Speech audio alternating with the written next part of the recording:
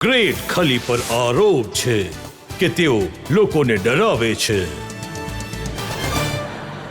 હવે ખલી સાહેબ, જ્યારે તમે રિંગમાં ઉતરો છો તો લડો ઓછું છો, ડરાવો વધારે છો. જ્યારે તમે બોલો છો, ગરજો છો, તો લોકોના હૃદયના ધબકારા બંધ થઈ જાય છે. કેમ કે એ આપણી સ્ટાઇલ છે.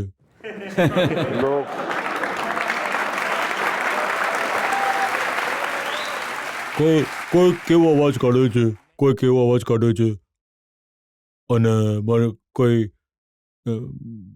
જેમ કે અંડર કેટેગરી આંખો ફેરવે છે, અને કોઈ દરેક માણસનો WWE પર એક ડિફરન્ટ અલગ કેરેક્ટર મળશે તમને ત્યાં. એવો અવાજ અહીંયા કાઢીને બતાવી શકો લોકોને? निकाल लेंगे मैं.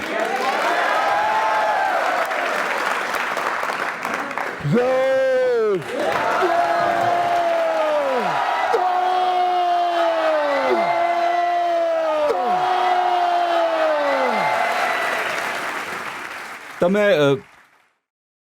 બાળપણથી જ આવા હતા કે તમે જવાનીમાં આવા થઈ ગયા? બાળપણથી નહીં, હવે જેમ કે ગોરાઓ સાથે થોડું શીખ્યો છું એમનાથી કે કઈ રીતે કરે છે આ લોકો, કઈ રીતે આ અલગથી કેરેક્ટર બનાવે છે અને કઈ રીતે એક અલગ કેરેક્ટર આપે છે. તો જ્યારે તમે નાના હતા, બાળક હતા, તો પણ કદ તો ઊંચું જ હતું? હા, એ જ મારા એજના જે છોકરાઓ છે એમનાથી થોડું મોટું હતું, પણ એ સમય ખબર મેં નથી સાંભળ્યું કે પડતી. ફીલ સૌથી વધારે ત્યારે થતું જ્યારે તમે બજારમાં બૂટ ખરીદવા જતા હતા. બિલકુલ સાચી વાત કહી. ત્યારે ફીલ થયું કે નહીં, હું બીજા કરતાં મોટો છું. તો કેટલા નંબરના બૂટ આવે છે તમને? હવે તો એવું છે કે બહાર તો મળી જાય છે, મને 18 નંબરના બૂટ આવે છે.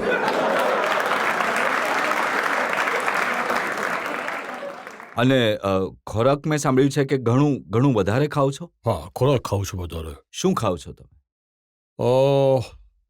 જે મારો ખોરાક છે એ છે હવે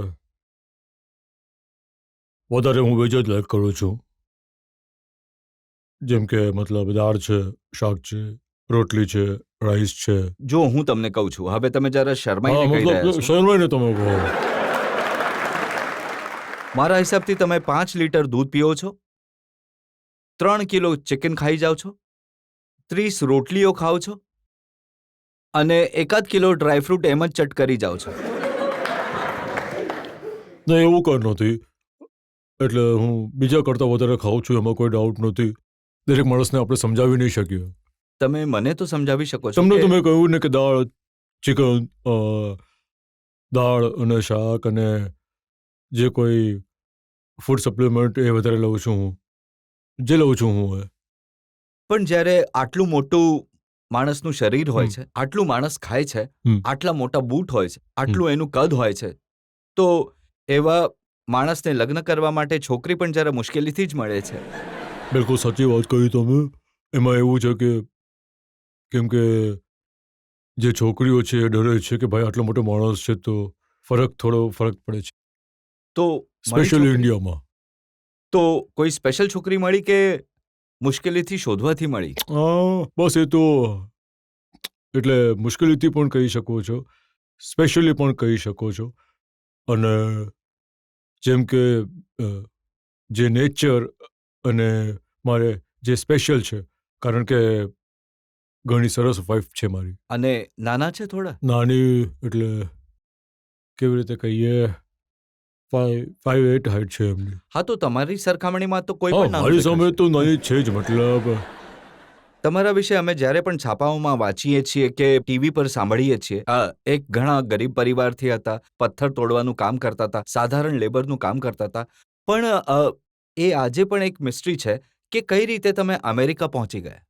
બિલકુલ સાચી વાત છે કે હું ગરીબ ઘરથી હતો, હું અને મારી અને મને મારી મહેનત પર અને પરમાત્મા પર મને ઘણો વિશ્વાસ છે. અને જ્યારે હું એકવાર ટાર્ગેટ બનાવી લઉં છું કે આ કરવાનું છે તો હું કરીને જ રહું છું. બીજી વાત જ્યારે WWEમાં ગયા, હવે અહીંયા હિન્દુસ્તાનમાં પણ લોકો જોવા લાગ્યા છે. લોકોએ ઓળખ્યા કે આ આપણા જ હિમાચલ પ્રદેશનો આ માણસ છે જે આટલી મોટી જગ્યાએ પહોંચી ગયો છે. તો પહેલી કઈ ફાઇટ હતી જેમાં તમને લાગ્યું કે આ મારી હરીફાઈ? પહેલી ફાઇટ હતી મારી અંડરટેકરની સાથે. જ્યારે મેં અંડરટેકરને પહેલાં જ એમાં હરાવ્યો, પછી તો હું આખા વર્લ્ડમાં એકદમ બ્લાસ્ટ થઈ ગયો અને એટલે એકદમ ઉપર આવી ગયો. અંડરટેકર વિશે તો જે મારી જાણકારી છે એને તો ડેથમેન કહેવામાં આવે છે. એને તો ઘણો પ્રોજેક્ટ કર્યો અને એ તો કોફિનમાંથી નીકળીને આવતો હતો, જેમ કે જે પણ એની સામે આવશે એને ખતમ કરી નાખશે. અને તમારા પહેલા ઘણા બધા લોકોને એણે ખરાબ રીતે માર્યા હતા. તો એ પહેલી ફાઇટમાં ખલીના મનમાં ડર હતો?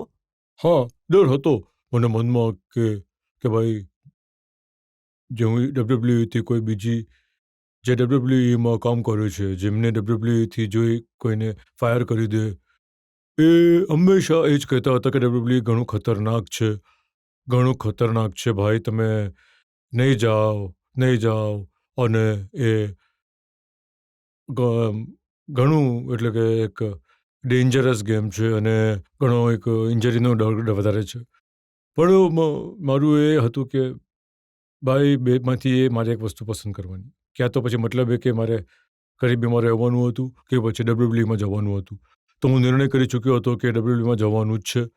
અને ભલે ગમે તે થાય, થોડો નર્વસ હતો પણ તમે વિચારીને ચાલી ગયા ગયું. હતા કે આજે તો આને મારી દેવો છે. બિલકુલ. હવે એક મિસ્ટ્રી હજી છે. તમે અંડરટેકરને માર્યો, તમારું ઘણું નામ થયું, એના પછી એક ફાઇટમાં તમે દેખાયા, લોકોએ ઘણો પ્રેમ કર્યો. જે છેલ્લી ફાઇટ હતી તમારી અંડરટેકર સાથે, એના વિશે ડબ્લ્યુડબ્લ્યુઈ જોવાવાળાને લાગે છે કે તમે તો જીતેલા હતા, તમે ઘણો માર્યો તો એને. આ છેલ્લી મોમેન્ટમાં શું થયું કે આ એ જીતી ગયો? એ તો થતું રહે છે કે એટલે કે જ્યારે જીતી જાય ક્યારેક હારી ગયો, એટલે કે તો એવું છે કે આપણે એવું તો નહીં કહી શકીએ કે હંમેશા હારીશું ત્યારે તો જીતીશું ને હારને સામનો કરીશું પછી જીતીશું. ત્યારે જ તો જો ઘરે બેસીને આપણે કહીશું કે મારે જીતવું જ છે, તો કોઈ વાર હાર પણ થશે તો તમને લાગશે કે ખતમ થઈ ગયા. તો એટલે હાર જે ચાલ્યા કરે છે, હિંમત નહીં હારવી, મતલબ હારવી જોઈએ. તમારું જે કામ છે, જે લોકો જોઈ રહ્યા હતા એ બધાનું કેવું છે કે જે અંડરટેકરનું જે લોક છે એ બધાને આશા હતી કે એક જ માણસ છે, એક જ રેસલર છે જે તોડી શકે છે, એ છે ગ્રેટ ખલી. પણ ગ્રેટ ખલી એમાં સફળ ન થયા. ને એ જ કહી રહ્યો છું કે ભાઈ એવું જરૂરી નથી કે દરેક વખતે સફળ થઈએ જ. ઘણી વાર હાર પણ થાય. હું માનું છું કે હારી ગયો, પણ જેટલી વાર હાર્યો એના કરતાં બમણી વાર જીત્યો પણ છું. હું ઘણી વાર, જો હું 10 વાર હાર્યો છું તો હું 10 વાર જીત્યો પણ છું. ઘણા બધા લોકો છે જે તમને પ્રેમ કરે છે, જે અહીંયા અમારા સ્ટુડિયોમાં હાજર છે. એમને પણ પૂછીશું જો એ લોકો કોઈ સવાલ પૂછવા ઈચ્છતા હોય. આ એ લોકો છે જે તમારી જીત પર ખુશ થાય છે, તમારી હાર પર રડે છે. તમે રેડીમેડ કપડાં ખરીદો છો કે સીવડાવો છો?